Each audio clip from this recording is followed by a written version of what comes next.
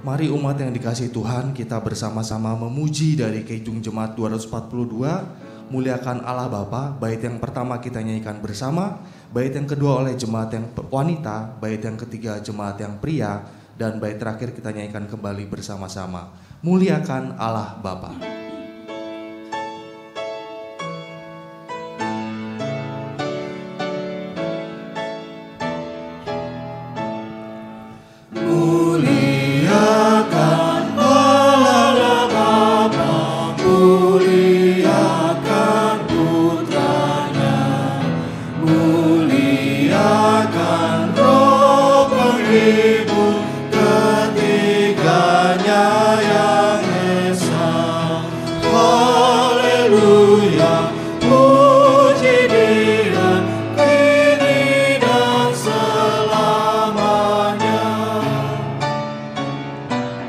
Yang wanita,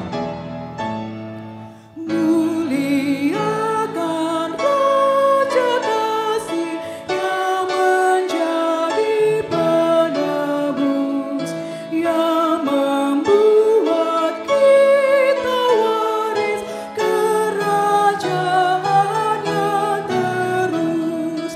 Haleluya, puji Dia, anak domba yang kudus. jemaat yang pria.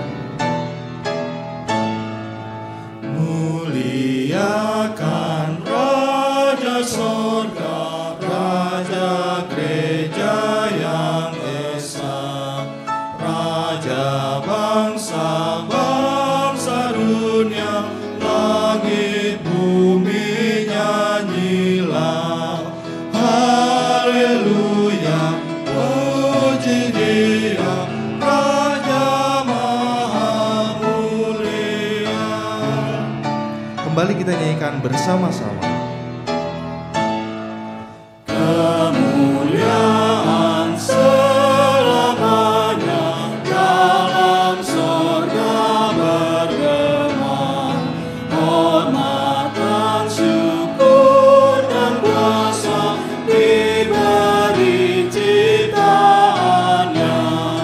Haleluya, puji Dia, Raja agung semesta.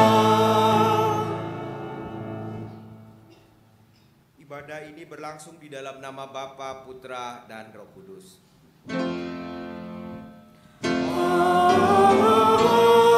Amin, amin, amin. Damai dan rahmat Allah Tritunggal yang kudus beserta saudara. Damai dan rahmat Allah Tritunggal yang kudus beserta saudara juga.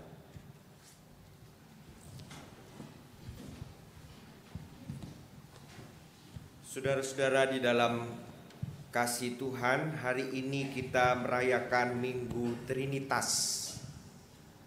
Allah itu Esa. Dialah Allah yang menciptakan bumi dan segala isinya.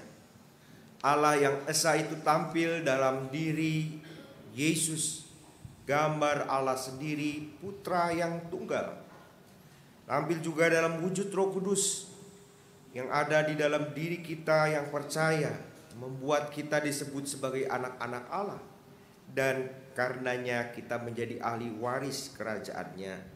Karena itu mari saudara-saudara kita mensyukuri dan menghayati karya Allah Tritunggal dalam kehidupan sehari-hari. Rasakanlah kehadiran Allah yang meneguhkan setiap saat. Kehadirannya tidak dapat dilihat, namun sungguh dapat dirasakan.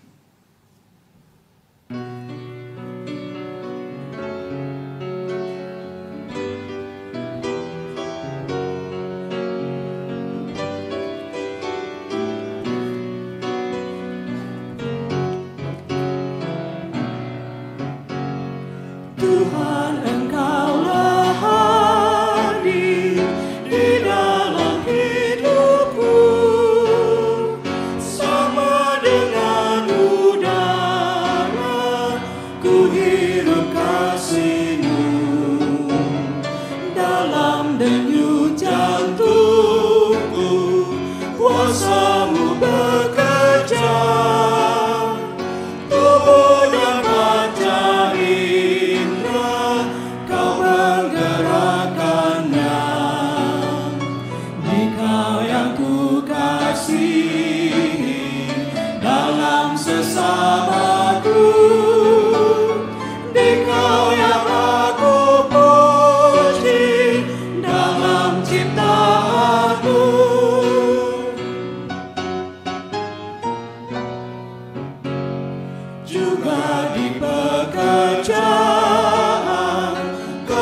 Tuhan beserta, juga engkau dengarkan lagu keluh kesah, lagu mesin dan martir, bising dan menderu, lagu beras keringat naik kepadamu. Dikau yang ku kasihi dalam sesamaku, Dikau yang aku puji dalam ciptaanmu.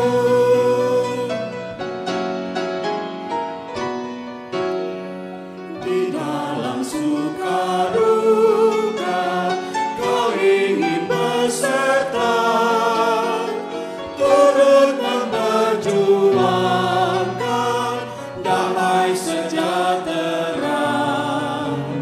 Kau datang dalam Kristus, dosa dihapusnya, dalam kerajaanmu kau ubah dunia. Dikau yang ku kasihi dalam sesamaku, Dikau yang aku puji dalam ciptaanmu.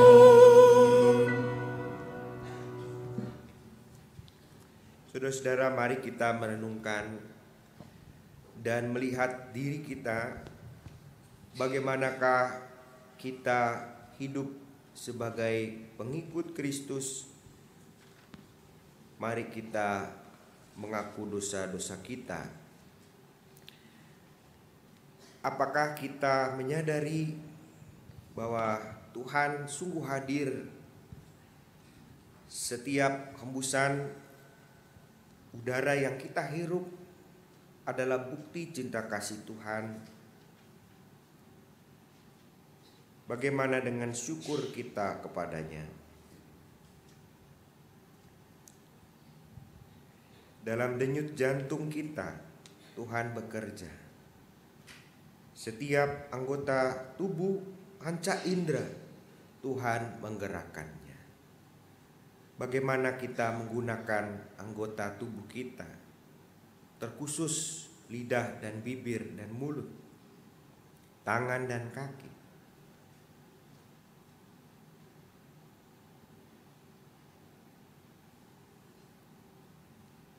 Melalui pekerjaan kita, Tuhan memberi kesempatan pun untuk mengabarkan Injil. Bagaimana dengan pekerjaan kita?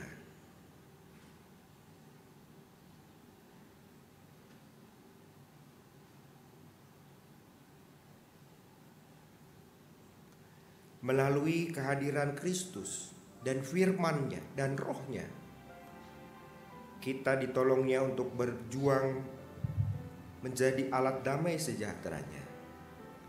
Bagaimana dengan hidup kita? Tuhan, inilah kami. Kami menyesal, mohon ampun atas segala dosa dan salah kami. Kasihanilah kami ya Tuhan, orang berdosa ini. Dengan memandang pengorbanan Kristus yang mati di atas kayu salib menebus dosa-dosa dunia, kami menyesal dan mohon belas kasihan Bapa. Amin.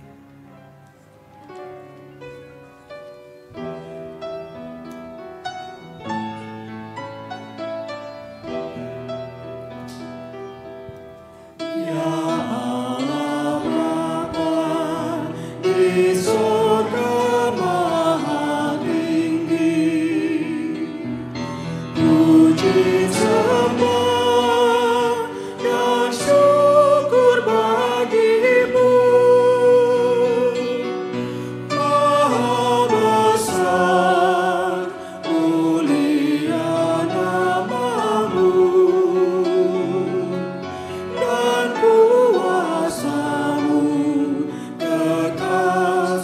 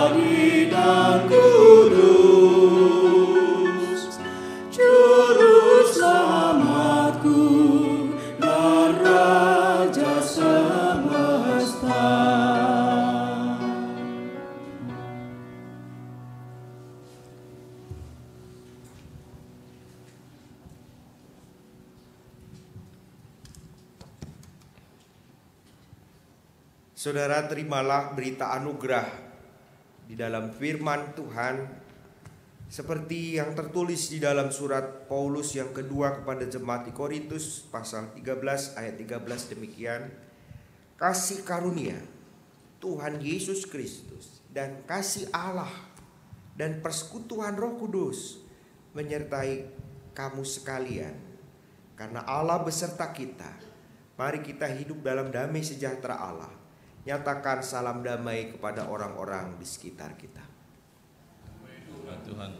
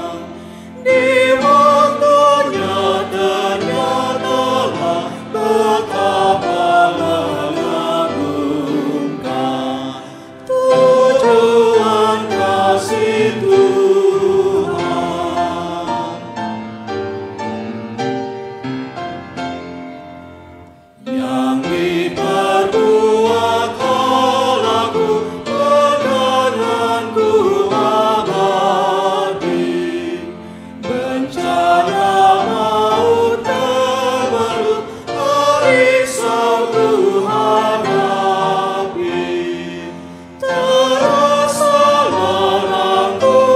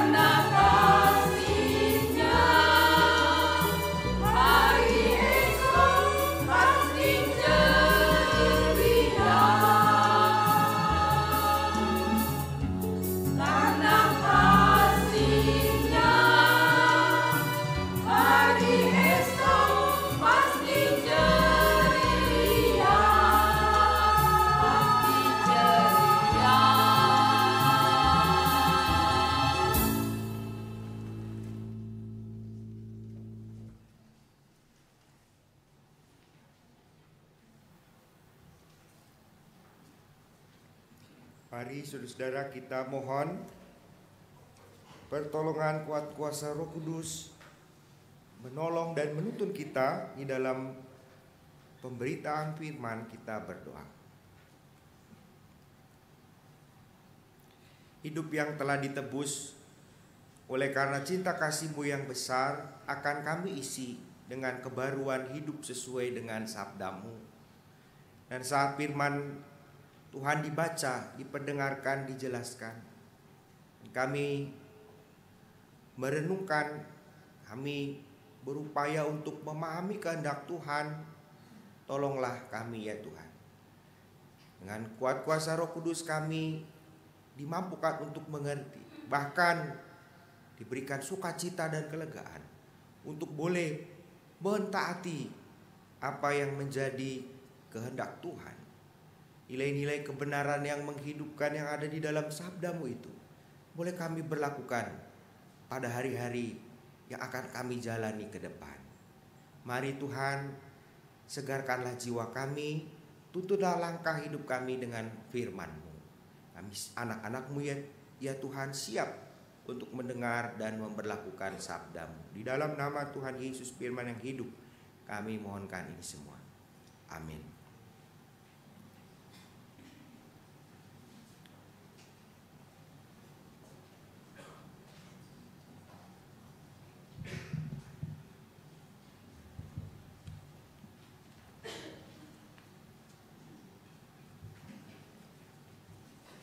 Bacaan pertama diambil dari Yesaya 6 ayat 1 sampai dengan 8. Yesaya 6 ayat 1 sampai dengan 8. Dalam tahun matinya Raja Uzia, aku melihat Tuhan duduk di atas takhta yang tinggi dan menjulang, yang ujung jubahnya memenuhi bait Allah. Para serafim berdiri di sebelah atasnya, masing-masing mempunyai 6 sayap. 2 sayap dipakai untuk menutupi muka mereka, 2 sayap dipakai untuk menutupi kaki mereka, dan 2 sayap dipakai untuk melayang-layang. Dan mereka berseru seorang kepada seorang, katanya, Kudus, kudus, kuduslah Tuhan semesta alam, seluruh bumi penuh kemuliaannya. Maka bergoyanglah alas ambang pintu disebabkan suara orang yang berseru itu, dan rumah itu pun penuhlah dengan asap. Lalu kataku, celakalah aku binasa, sebab aku ini seorang yang najis bibir, dan aku tinggal di tengah-tengah bangsa yang najis bibir. Namun mataku telah melihat Sang Raja, yaitu Tuhan semesta alam. Tetapi seorang daripada serafim itu terbang mendapatkan aku. Di tangannya ada bara yang diambilnya dengan sepit dari atas mezbah. Ia menyentuhkannya kepada mulutku serta berkata, Lihat, ini telah menyentuh bibirmu, maka kesalahanmu telah dihapus dan dosamu telah diampuni. Lalu aku mendengar suara Tuhan berkata, Siapakah yang akan kuutus dan siapakah yang mau pergi untuk aku? Maka sahutku, ini aku, utuslah aku. Demikianlah sabda Tuhan.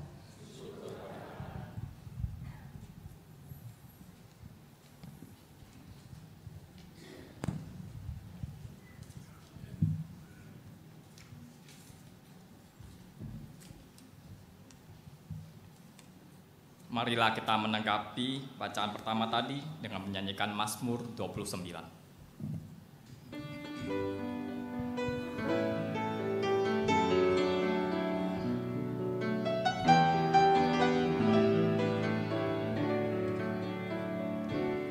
Pada Tuhan beri kemuliaan, pada Tuhan saja kekuatan. Mari sujud kepada Tuhan, berhiaskan kekudusan. Pada Tuhan beri kemuliaan, pada Tuhan saja kekuatan. Mari sujud kepada Tuhan, berhiaskan kekudusan. Pada Tuhan saja, hai penghuni surga, kemuliaan serta kekuatan. Berikanlah pada Tuhan kemuliaannya, sembah Dia dalam kekudusan. Pada Tuhan beri kemuliaan, pada Tuhan saja kekuatan. Mari sujud kepada Tuhan, berhiaskan kekudusan. Suara Tuhan di atas air yang besar, Allah yang mulia mengguntur. Suara Tuhan penuh dengan kekuatan, suara Tuhan semara penuh. Pada Tuhan beri kemuliaan, pada Tuhan saja kekuatan. Mari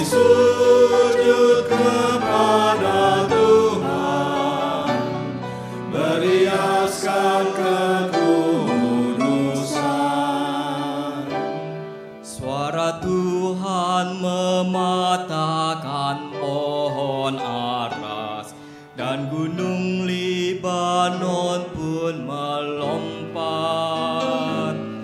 Gunung Sirion melompat bagai anak banteng, suaranya menyamburkan api. Pada Tuhan beri kemuliaan, pada Tuhan saja kekuatan. Mari sujud kepada Tuhan, berhiaskan kekudusan. Suara Tuhan membuat gurun gemetar, bahkan hutan pun digundulinya.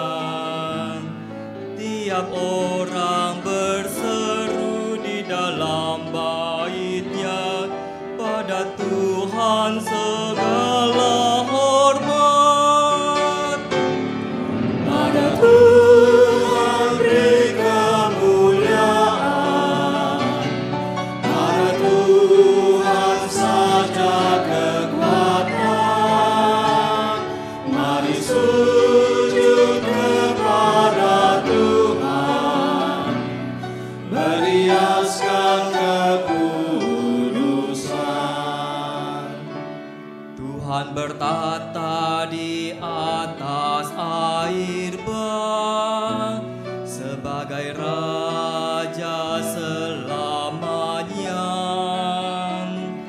Tuhan kiranya memberikan kekuatan dan berkat, sejahteralah seluruh umatnya. Pada Tuhan beri kemuliaan, pada Tuhan saja kekuatan. Mari sujud kepada Tuhan, berhiaskan kekudusan.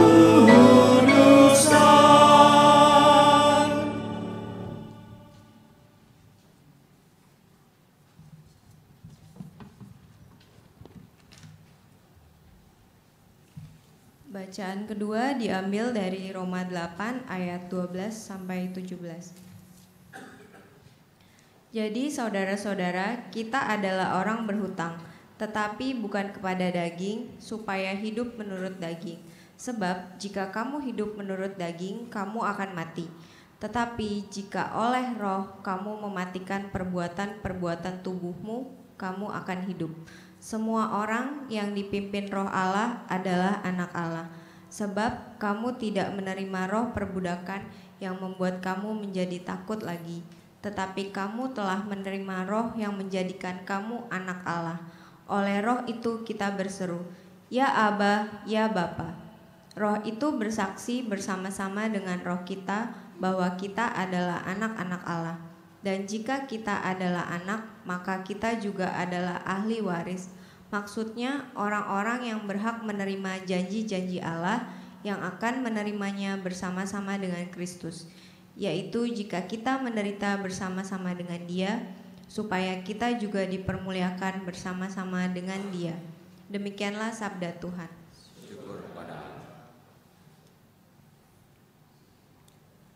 Bacaan Injil diambil dari Injil Tuhan Yesus Kristus menurut Yohanes pasal 3 ayat 1 sampai ayat 17.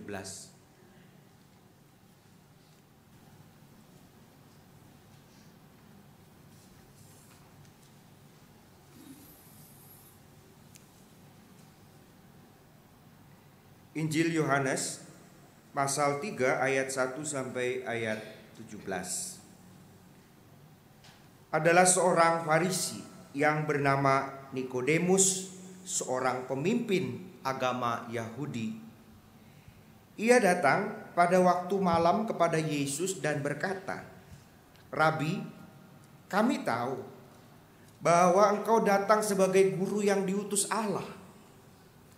Sebab tidak ada seorang pun yang dapat mengadakan tanda-tanda yang engkau adakan itu jika Allah tidak menyertainya."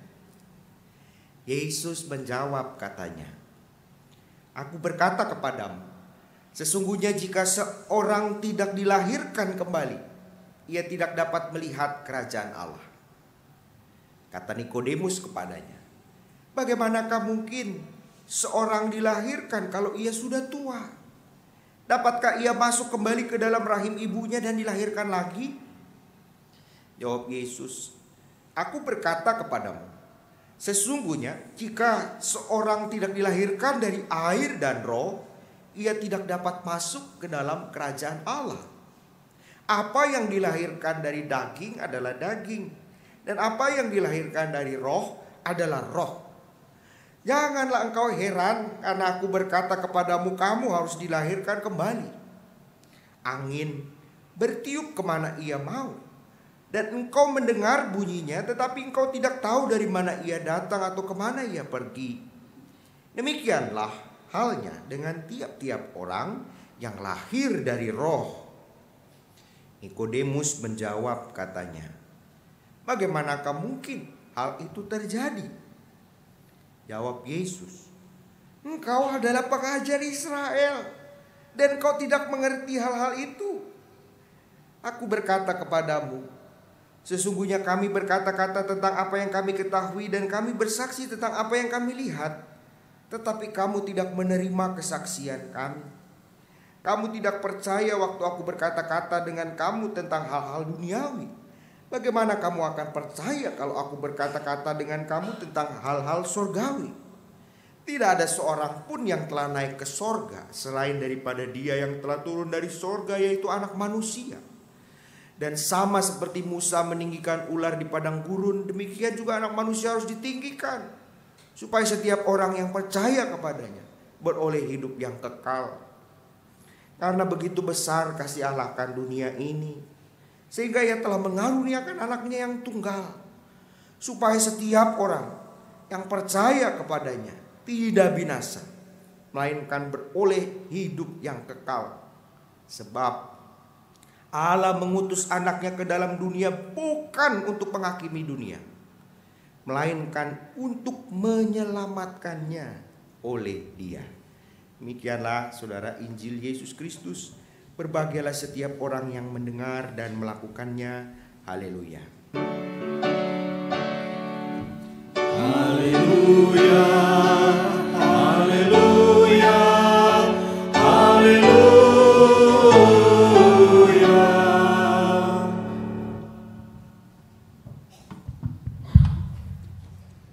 Bapak Ibu yang dikasihi Tuhan, khotbah yang didasarkan melalui bacaan leksionari itu menolong kita untuk mengikuti Alkitab dengan runut, termasuk peristiwa-peristiwa kita ulang kembali pelayanan Kristus. Jadi mulai dari Advent, kelahiran Tuhan, ya Natal, tahun baru, habis tahun baru apa? Oh iya, hari biasa, terus Paskah, ya minggu-minggu sengsara, kebangkitan, habis kebangkitan, kenaikan, habis naik surga, Roh Kudus dicurahkan. Dan hari ini kita masuk namanya Minggu Trinitas. Minggu kita tahu bahwa Allah Bapa, Anak, dan Roh Kudus di dalam karyanya yang utuh kita hayati kembali. Karya Allah yang membarui dari atas ke dalam. Saudara, kalau kita mau memahami bacaan yang pertama di dalam Yesaya 6 tadi, akan membantu kalau kita tahu keadaan pada zaman itu. Yesaya 6 itu adalah kesaksian dari Yesaya, Nabi Tuhan, waktu dia dapat panggilan, dipanggil oleh Tuhan untuk menjadi nabi, diutus menyampaikan pesan Tuhan. Kadang-kadang kita begitu ya, punya pengalaman. Masih ingat dulu kenapa memutuskan untuk ikut Tuhan Yesus? Ingat? Ingat? Masih ingat ya? Ada yang dari kecil udah sekolah minggu, ada yang mungkin remaja, beda-beda ya. Kita semua punya pengalaman itu. Kita memutuskan, iya ini, saya mau ikut Tuhan. Dan Yesaya mendapat panggilan dari Tuhan dan dia menjawab, "Ini aku, utus aku Tuhan." Ketika Tuhan bertanya, "Siapa yang mau aku utus?" Pada waktu zaman itu, di situ dikatakan pada bagian yang pertama Yesaya 6 ayat 1, pada zaman matinya dalam tahun matinya Raja Uzia dan seterusnya. Raja Uzia itu raja yang bagus. Di dalam kepemimpinannya umat Tuhan itu hidup di dalam takut kepada Tuhan, kasihnya itu nyata bagi sesama. Tapi pas sudah Raja Uzia mati, apa yang terjadi? Umat kemudian seolah-olah seperti ayam itu kehilangan induk, ya, nggak ada yang bimbing lagi. Dan ya di dalam kehidupan yang rentan itu, yang buruk itu, muncul kuasa-kuasa di sekitar mereka, antara lain kuasa Asyur merangsek masuk, ya, menjajahi daerah-daerah dari negara mereka sampai ke barat. Dan di tengah ketidakpastian itu, Yesaya mendapat visi penglihatan yang suci, dipanggil oleh Tuhan. Jadi itu latar belakangnya begitu. Waktu lagi bingung ini mau melangkah gimana sih? Apa yang harus aku lakukan? Seolah-olah nih aku gak punya pembimbing, aku gak punya penuntun lagi. Siapa yang harus aku dengarkan? Dan Nabi Yesaya setelah Raja Uzia mati mendapatkan penglihatan yang suci ini.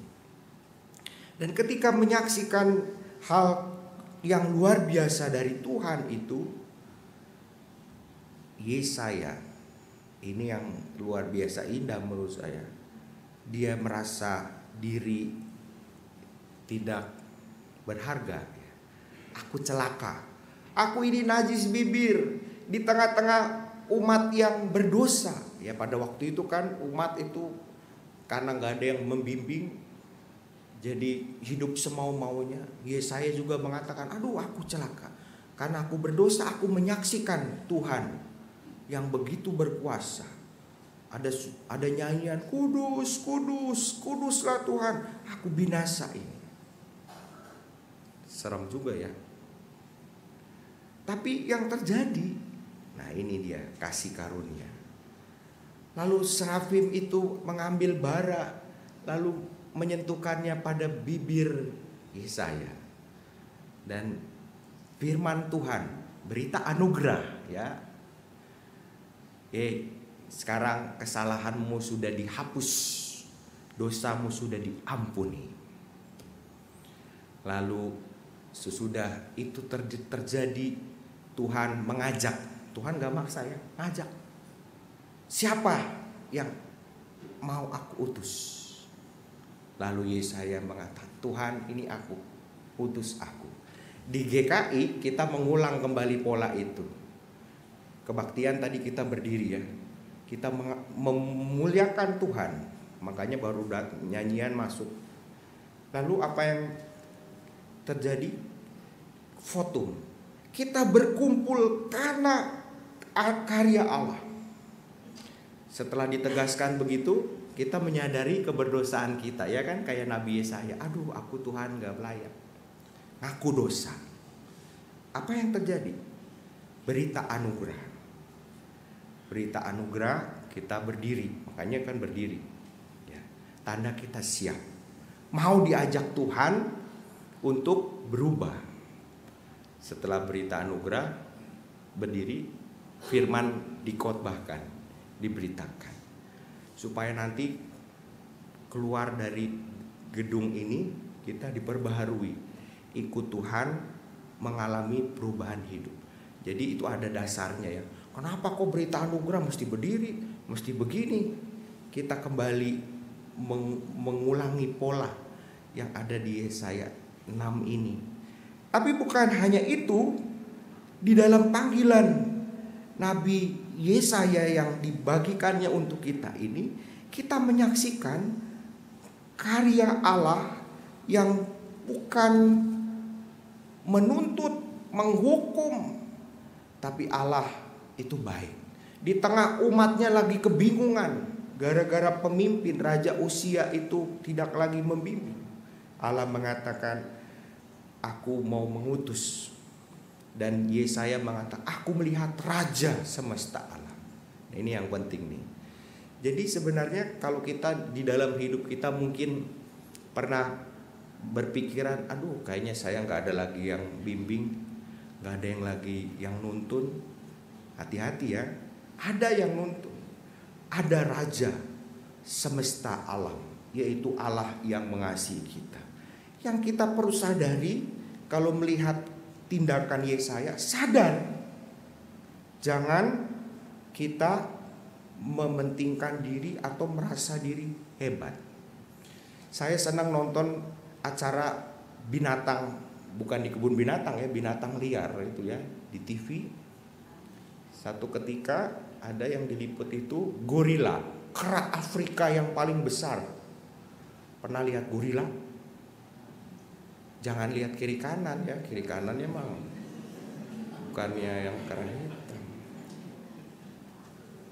Gorila itu seperti binatang yang Tuhan ciptakan lain, punya keunikan dan keunggulan.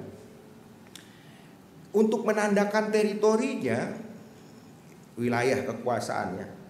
Kalau ada gorila lain datang atau hewan lain mencoba masuk wilayahnya, dia akan berdiri menunjukkan giginya, unjuk gigi ya, taringnya itu. Dan lalu mukul-mukulin dadanya. Saya ngeliat itu, apa betul ya, udah jarinya sama kayak kita ya, ada 5 begitu. Saya jadi ingat ya, aduh, kadang-kadang kan manusia suka nih, kalau nggak ada saya nggak akan jalan nih. Saya bisa sendiri. Pagi ini kita tersadar, Nabi Yesaya menyadari keberdosaannya. Aku ini butuh pertolongan Tuhan. Dan Tuhan menyatakan kasih-Nya. Tuhan mengampuni. Ayo Yesaya, berkaryalah bersamaku. Saya membahasakan kembali pengutusan Nabi ini. Dan ini penting waktu kita mengingat Trinitas. Sebab perubahan di dalam hidup kita itu ada yang memulai, ada yang memberi pengaruh. Kita membutuhkan orang lain. Kita tidak pernah merasa boleh diri ini mampu, aku bisa. Nggak bisa ya. Kita terbatas. Kita butuh pertolongan Tuhan. Kita butuh yang memimpin, yang mengarahkan hidup kita. Ini yang perlu Bapak Ibu dan saya sadar. Mungkin kita beranggapan begini, saya punya kok ahli motivator ya. Saya memaham saya mengikuti, saya kagum dengan orang tertentu. Orang tertentu juga terbatas. Saya kagum pendeta itu, pendeta juga terbatas. Lalu kita mesti lihat siapa lagi. Kalau Yesaya sudah menyaksikan Raja semesta alam, pencipta semesta, itulah yang harus kita ikuti. Makanya dikatakan karya Trinitas dari atas. Dari atas tuh bukan berarti kita ngelihat ke atas terus, tapi tahu bahwa kita ini gak ada apa-apanya deh kalau dibandingkan dengan kuasa kasih Tuhan. Oleh sebab itu kita harus menyambut anugerah Tuhan itu. Keraguan dan kebimbangan yang dialami umat pada zaman Nabi Yesaya itu dialami juga mirip terjadi di dalam diri Nikodemus. Nikodemus pada zaman Tuhan Yesus itu seorang Farisi, pemimpin agama Yahudi. Kenapa dia bingung? Sebab orang-orang pada zamannya, termasuk dia juga ya, dijajah orang Roma. Kalau Bapak Ibu yang ngerasain dijajah, aduh gak enak ya, dibatasi, seolah-olah jangan main-main kamu ya. Siapa? Kamu harus ikut aku. Itu kan dijajah begitu. Dan orang-orang menantikan kelepasan. Dan lalu Yesus hadir, melakukan banyak tanda, mujizat, perubahan hati. Baik ke orang-orang, gak beda-bedain orang. Tuhan Yesus, Tuhan kita. Nikodemus bertanya, siapa ini? Ya. Jadi dia membutuhkan tuntunan, dan dia melihat ini ada sesuatu nih. Ada yang luar biasa dari Yesus ini, makanya dia datang. Malam-malam, ya ini secara positif tafsirannya. Karena Tuhan Yesus yang sibuk sekali. Banyak orang pada datang. Malam mungkin waktu lebih banyak bicara. Lalu Yesus ditanya oleh Nikodemus. Nikodemus komentar, Rabi. Rabi itu bukan kue serabi ya. Rabi itu guru. Pak Guru, kata Nikodemus. Dia memulai, kami tahu. Nah, kami ya. Jadi Nikodemus nih jadi jubir lah orang-orang pemimpin agama Yahudi yang satu sisi ya ikut Taurat, tapi masih punya kerinduan, tuntunan Tuhan ingin dirasakan. Kami tahu, kata Nikodemus, engkau datang sebagai guru yang diutus Allah. Ini kesimpulan Nikodemus. Sebab tanda-tanda yang begitu rupa diadakan itu tidak mungkin terjadi kalau Allah tidak menyertainya. Siapa Yesus? Ya, kalau kita sudah tahu dia anak Allah. Apa Yesus dengan Bapa itu beda? Ya ada bedanya, tapi tidak terpisahkan. Nah kalau Nikodemus ini memisahkan. Dia bilang, Yesus engkau guru, diutus Allah, dipisahkannya. Dan tapi Tuhan Yesus menjawab, kalau seorang tidak dilahirkan kembali, ia tidak dapat melihat kerajaan Allah. Apa artinya? Tuhan Yesus mengajak Nikodemus untuk melangkah. Ini awalnya udah bagus, mau datang ke Yesus itu udah luar biasa. Datang ke jalan Hadiah 1 Blok D 14 luar biasa ya. Tapi nggak di stop di situ. Nikodemus diajak, ayo lahir kembali. Wah ini guru agama Yahudi diajak untuk bercakap-cakap. Tapi Nikodemus ini salah tangkap. Dipikir lahir kembali itu secara fisik.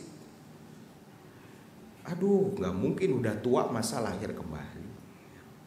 Lalu Tuhan Yesus mengajak Nikodemus lebih dalam lagi. Dan jelas yang dimaksudkan oleh Tuhan Yesus adalah perkara spiritual. Perkara yang melampaui akal. Bukan gak masuk akal ya.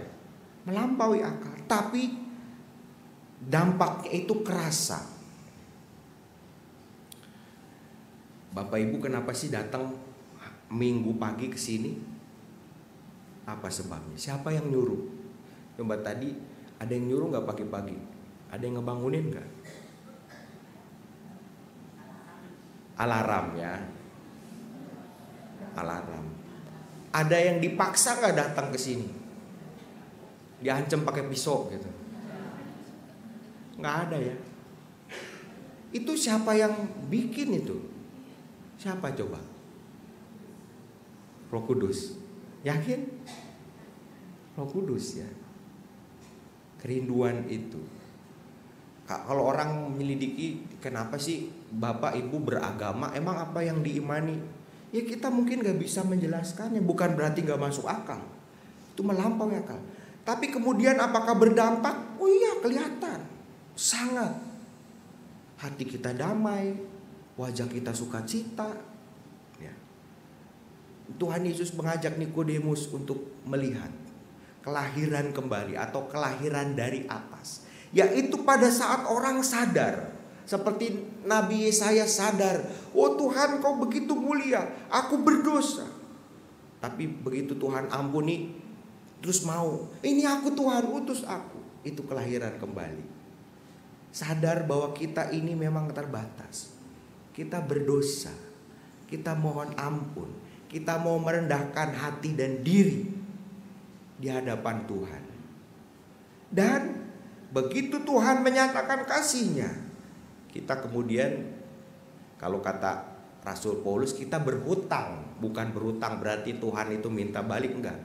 Tapi kita tidak lagi terjebak pada keinginan kebodohan dosa, tapi kita berjalan dalam pimpinan Roh menjadi anak-anak Allah.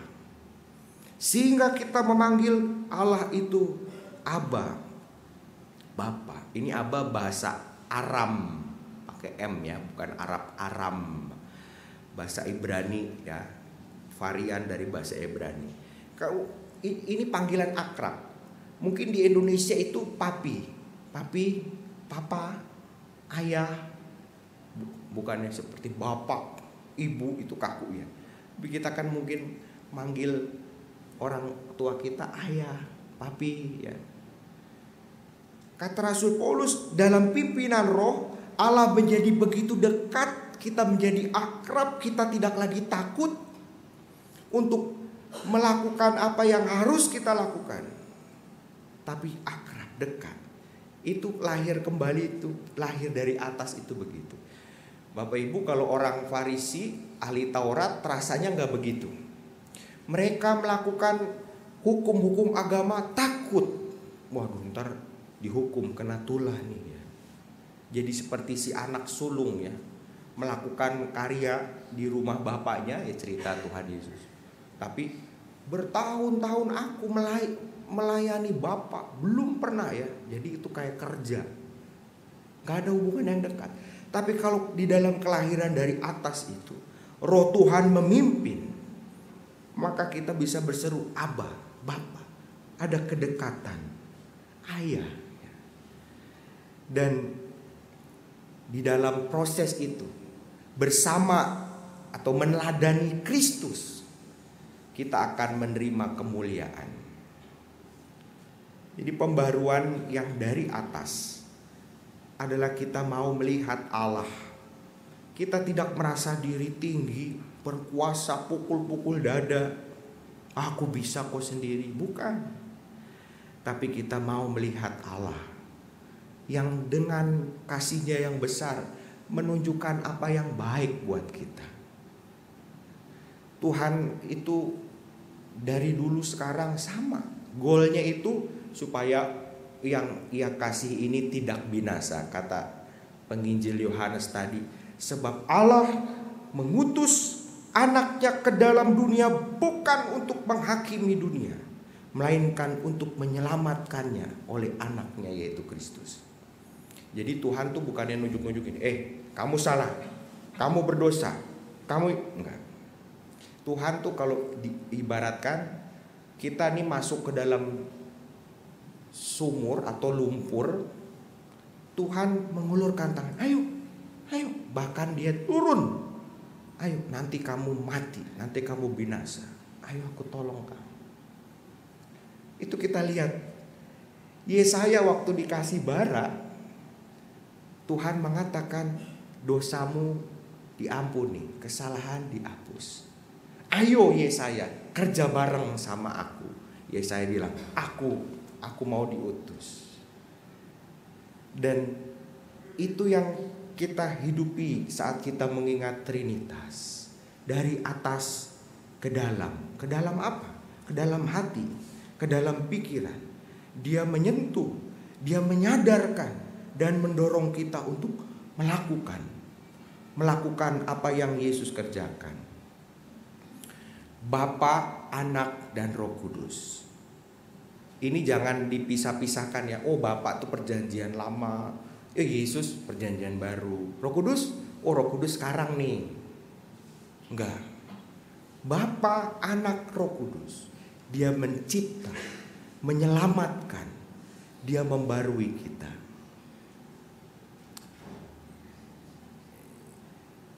Kalau saya ditanya sama anak-anak katekesasi, Kak, kami bingung Pak, gimana menjelaskan Roh Kudus? memahami Roh Kudus. Saya bilang ada banyak analoginya ya. Kamu lihat H2O itu kalau di 0 derajat beku, di 100 derajat jadi uap, suhu ruangan dia air. Atau matahari ada cahayanya, ada panasnya, tapi emang serba terbatas ya. Atau ada lagi perumpamaan seperti ini, analoginya ya. Ada 2 sahabat, mereka menonton konser penyanyi yang merdu sekali, live ya, berdampingan. Lalu ketika penyanyi itu menyanyikan selesai, wah tepuk tangan dia. Terus dia bilang, hebat ya penyanyi itu. Terus temannya iseng, yang hebat itu penyanyinya atau suaranya atau lagunya? Jawabnya apa?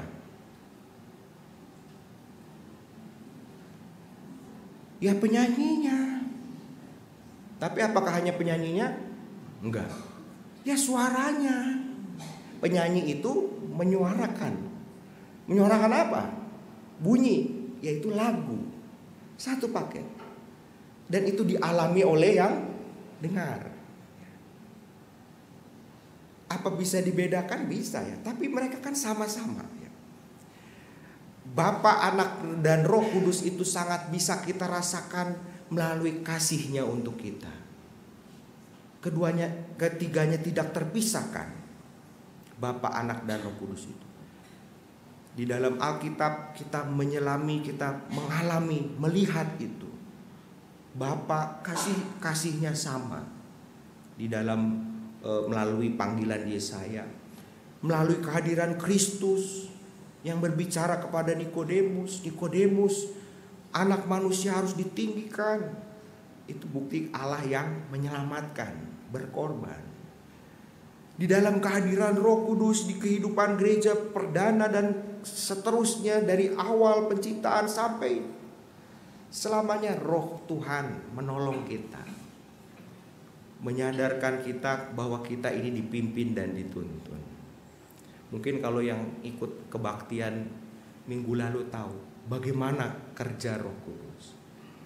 Dan itu karya yang tidak terpisahkan. Kita lihat itu di dalam kehadiran Bapa, Anak, dan Roh Kudus. Kehadiran kasih-Nya. Pertanyaan untuk Bapak, Ibu, dan saya. Apakah kita mau diperbarui? Mau dituntun, mau ditolong, mau dinasihatkan, dibimbing oleh Allah Bapa, Anak, dan Roh Kudus. Membiarkan Allah Bapa, Anak, dan Roh Kudus untuk menyentuh di dalam kedalaman hidup kita, sehingga kita sadar, iya Tuhan, saya ini punya juru selamat ya.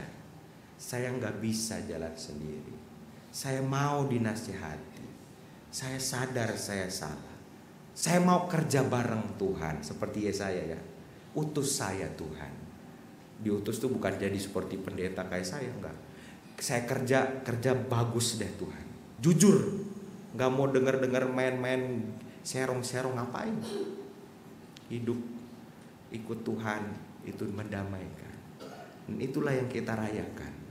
Karya Allah Bapa, Anak, dan Roh Kudus membarui kita.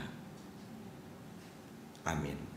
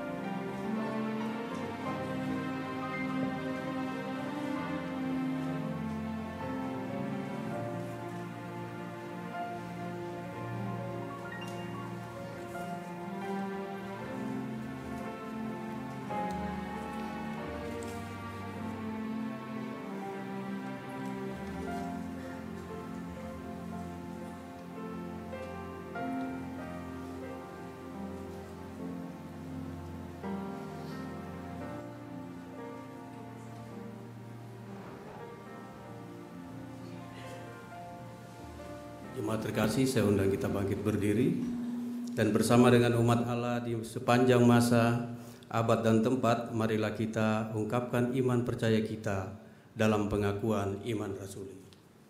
Aku percaya kepada Allah, Bapa yang Maha Kuasa, Khalik langit dan bumi, dan kepada Yesus Kristus, anaknya yang tunggal Tuhan kita, yang dikandung dari Roh Kudus, lahir dari anak darah Maria, yang menderita sengsara di bawah pemerintahan Pontius Pilatus, akan mati dan dikuburkan, turun ke dalam kerajaan maut.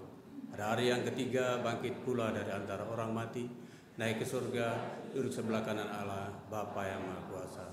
Dan dari sana ia akan datang untuk menghakimi orang hidup dan yang mati. Percaya kepada Roh Kudus, gereja yang kudus dan am, persekutuan orang kudus, pengampunan dosa, kebangkitan orang mati dan hidup yang kekal.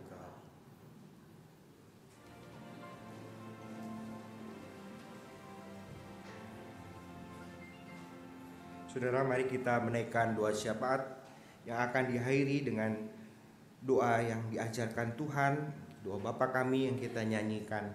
Mari kita bersama berdoa. Bersatu hati kami ya Tuhan, mengingat saudara-saudara kami yang menghadapi pergumulan di tengah keluarga. Tuhan kuatkan dan mampukan mereka untuk boleh menyatakan kasih ketimbang menuntut. Tuhan yang akan mampukan segenap potensi dan kebaikan yang ada untuk boleh dicurahkan seutuh dan sepenuhnya di tengah kehidupan keluarga. Tuhan memberkati kehidupan keluarga-keluarga, baik keluarga muda, keluarga besar. Tuhan menolong. Tuhan yang akan memampukan setiap pribadi untuk menjadi alat damai saat ada perselisihan. Tuhan yang memampukan setiap pribadi untuk boleh menyatakan kasih satu sama lain, bekerja sama, saling mengerti. Terima kasih Tuhan untuk tuntunan Roh Tuhan yang kudus yang akan menolong, menguatkan dan menghibur saudara-saudara kami saat menghadapi pergumulan hidup di tengah keluarga.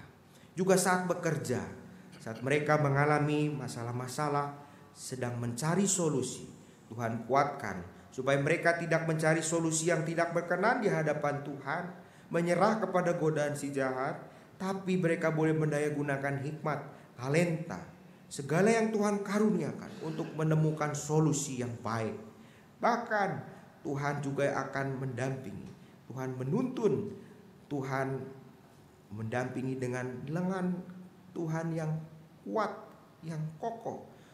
Pada akhirnya saudara-saudara kami ini beroleh solusi yang sungguh mendatangkan damai sejahtera saat mereka menghadapi masalah di tengah pekerjaan.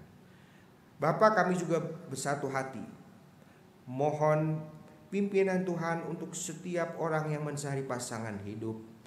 Tuhan yang karuniakan setiap kesempatan dan mereka dengan hikmat Tuhan boleh memilah dan pada akhirnya memilih dengan penuh hormat dan takut kepada Tuhan. Bapa, bimbinglah. Bapa, terima kasih atas pimpinan Tuhan juga untuk anak-anak yang sudah menempuh ujian, bahkan akan melanjutkan proses studi selanjutnya. Tuhan yang akan berkati mereka sehingga mereka tetap tekun dan rajin menggapai masa depan dalam tuntunan Tuhan di jenjang studi atau sekolah yang berikutnya. Bagi anak-anak yang dalam pertumbuhan, Tuhan berkati pertumbuhan mereka, cucu-cucu, semoga menjadi anak yang sehat, cerdas, mengasihi Tuhan, mengasihi keluarga. Jadi kebanggaan kami semua, hidupnya memuliakan nama Tuhan. Kami juga ingat orang-orang tua, lanjut usia, dalam keadaan keterbatasan fisik. Tuhan yang akan kuatkan, beri kekuatan yang baru setiap hari. Mereka menjadi teladan bagi orang-orang muda di dalam segala hal yang baik. Dan mereka tidak pernah kesepian, sebab sahabat, keluarga, Tuhan kuatkan untuk menjadi pendamping, jadi sahabat yang memberikan penghiburan bagi para orang tua. Tuhan yang juga mendengar setiap seru doa yang mereka naikkan dan menjawab sesuai dengan waktu dan rencana Tuhan yang indah bagi hidup mereka. Bapa, terima kasih. Terima kasih untuk persekutuan, untuk pembangunan, untuk jemaat pembinaan di GKI Kafling Polri. Berkati program kerja khususnya retreat di bulan Desember nanti, supaya retreat itu boleh menjadi bagian kami untuk bertumbuh bersama sebagai jemaat yang semakin meneladani Kristus dan menikmati damai sejahtera janji-janji Bapa bagi kami yang mau berjalan dalam tuntunan Juru Selamat. Bimbinglah ya Tuhan segala persiapannya. Dan Bapa, kami ingat bangsa dan negara. Pemerintah kami Tuhan yang bimbing, khususnya pemerintah DKI Jakarta, supaya mereka memimpin dengan arif segala kebijakan, mendatangkan sejahtera bagi setiap lapisan warga bangsa. Pakailah kami juga ya Tuhan membangun bangsa ini melalui pekerjaan, melalui kelebihan, talenta. Kami boleh lakukan dengan baik, adil, jujur, bertanggung jawab, menjadi garam yang mencegah kebusukan, menjadi terang yang memberi inspirasi baru, keteladanan bagi sekitar kami. Tuhan yang kuatkan kami. Kami akan masuki minggu yang baru ini ya Tuhan dengan sukacita, sebab Injil Kristus kembali menguatkan kami bahwa sungguh karya-Mu ya Allah, Bapa yang baik, di dalam kehadiran dan karya yang luar biasa di dalam anak-Mu Yesus Kristus, dan pertolongan Roh Kudus terus membarui hidup kami, bukan hanya di luar tapi dari dalam, berbuah kepada segala hal yang baik. Terima kasih untuk tuntunan-Mu ya Allah Tritunggal. Inilah doa kami mohonkan semuanya ini di dalam nama Tuhan Yesus yang sudah mengajar kami berdoa. Bapa kami yang ada di surga, dikuduskanlah nama-Mu, datanglah kerajaan-Mu, jadilah kehendak-Mu di bumi seperti di surga. Berikanlah hari ini makanan yang secukupnya, ampuni salah kami seperti kami ampuni yang bersalah pada kami. Jangan bawa kami dalam pencobaan, melainkan lepaskan kami dari yang jahat. Sebab Kaulah yang punya kerajaan dan kuasa dan kemuliaan sampai selama-lamanya.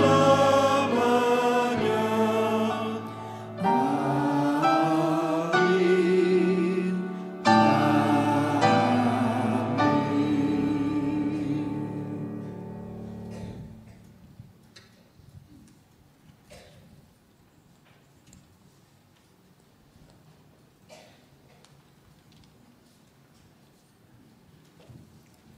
Jemaat terkasih dalam Yesus Kristus, tiba saatnya kita akan menyampaikan persembahan kita. Dan sebagai dasar persembahan kita pada pagi hari ini terambil dari Efesus 5 ayat 20 yang berbunyi, ucaplah syukur senantiasa atas segala sesuatu dalam nama Tuhan kita Yesus Kristus kepada Allah dan Bapa kita.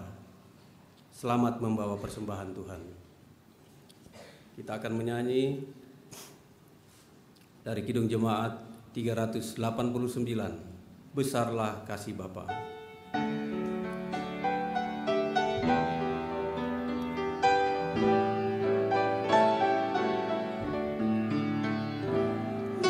Besarlah kasih Bapa-Ku, selalu melingkupiku, di mana-mana diriku diasuh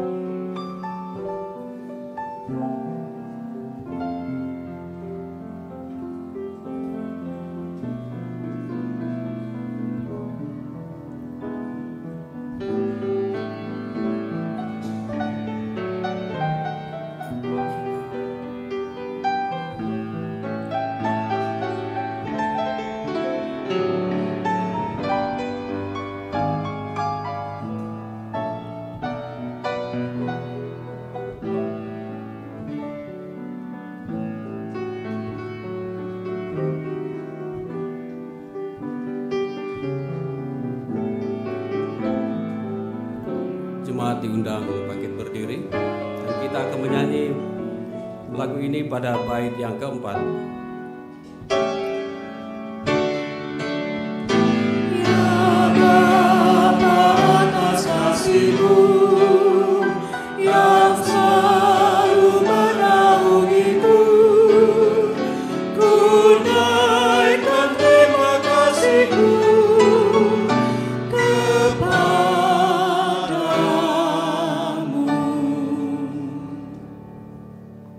Kita berdoa untuk persembahan kita. Bapa di dalam surga, Bapa yang baik, Bapa yang kami kenal dalam Yesus Kristus, pada pagi hari ini Tuhan, kami bersatu hati menaikkan syukur terima kasih Tuhan atas segala kasih anugerah-Mu kepada kami, di mana Engkau telah memberikan kami hari-hari yang indah Tuhan, khususnya pada pagi hari ini. Kau berikan kami kesempatan untuk boleh bersekutu di dalam gereja ini ya Tuhan. Dan Engkau berkenan bagi kami juga Tuhan untuk boleh mendengar firman-Mu, kami boleh menaikkan pujian kepadamu ya Tuhan, memuliakan nama-Mu pada pagi hari ini. Kami bersyukur ya Tuhan juga untuk berkat-berkat yang Kau berikan ya Tuhan, hari-hari yang lalu, hingga kami boleh senantiasa ada pada saat ini ya Tuhan, dengan penuh sukacita Bapa dalam surga untuk segala kebaikan-Mu ini Tuhan. Kami mempersembahkan persembahan mana juga datang daripada-Mu. Untuk itu Tuhan, kuduskan, Tuhan sucikan, agar boleh menjadi sesuatu yang berguna di tengah masyarakat gereja kami di sini Tuhan. Demikian juga ya Tuhan, Engkau ajari kami untuk senantiasa mempersembahkan diri kami Tuhan sebagai persembahan yang suci di hadapan-Mu. Terima kasih Bapa di surga, kami juga berdoa untuk setiap kami yang mengelola persembahan ini Tuhan. Tuhan berikan hikmat, akal budi, agar persembahan ini juga boleh berguna untuk sesuatu yang memuliakan nama-Mu. Terima kasih Bapa di surga, inilah doa kami. Dalam nama Yesus Kristus kami alaskan. Amin. Dengan tetap berdiri, sebagai lagu pengutusan, kita menyanyi dari Kidung Jemaat 370, bait 1 dan 2. Ku mau berjalan dengan juru selamatku.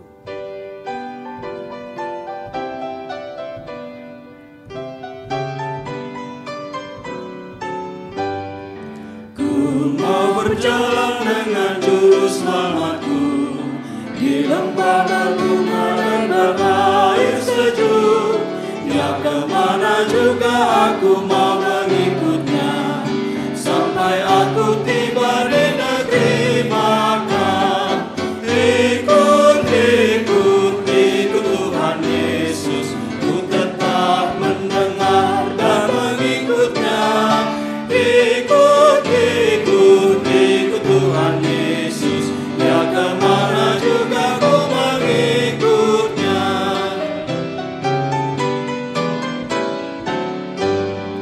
Ku mau berjalan dengan juru selamatku di lembah gelap di mana yang menderu. Aku takkan takut di bahaya apapun, bila ku dibimbing tangan Tuhanku. Ikut Tuhan Yesus, ku tetap mendengar dan mengikutnya. Ikut Tuhan Yesus, ya kemana juga ku mengikutnya. Allah Tritunggal yang kudus berkenan menghimpun dan mempersatukan kita supaya menjadi anak-anak Allah, dan senantiasa hati dan pikiran kita terarah kepadanya. Kami mengarahkan hati kami kepada Tritunggal yang kudus. Saudara-saudara, hiduplah dalam Dia, dan kamu akan diberdayakan. Syukur kepada Allah. Setelah mengikut Dia yang memberdayakan, hiduplah dalam berkat-Nya, kasih karunia, dan damai sejahtera dari Allah Bapa kita dan dari Tuhan Yesus Kristus menyertai kamu. Haleluya. Amin.